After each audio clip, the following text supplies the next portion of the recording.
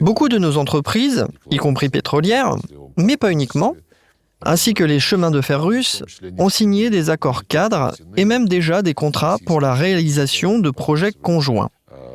En particulier, la coopération dans le domaine ferroviaire était très sollicitée. Puis est arrivé ce fameux printemps arabe.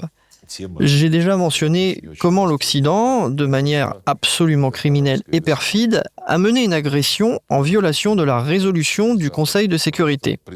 Jusqu'à aujourd'hui, nous assistons aux échos des événements qui sont survenus à ce moment-là. Pendant toutes ces années, la Russie a largement participé aux initiatives internationales visant à réconcilier l'Est et l'Ouest de la Libye. Comme vous l'avez dit, nous avons maintenu des relations avec les deux parties. Aujourd'hui, notre position reste la même. Il y a l'armée nationale libyenne, avec laquelle nous n'avons jamais rompu les relations.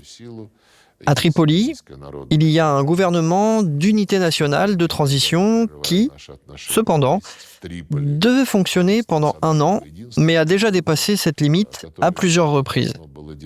En tout cas, nous sommes favorables à ce que l'Ouest et l'Est de la Libye poursuivent leur dialogue et qu'ils trouvent un accord sur la manière de vivre ensemble dans le même pays.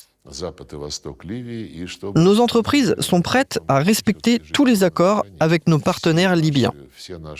Mais dans une situation où il y a eu d'abord des hostilités, puis une trêve qui, heureusement, est toujours en place, on constate, bien entendu, un manque de stabilité pour reprendre les projets de coopération pratique.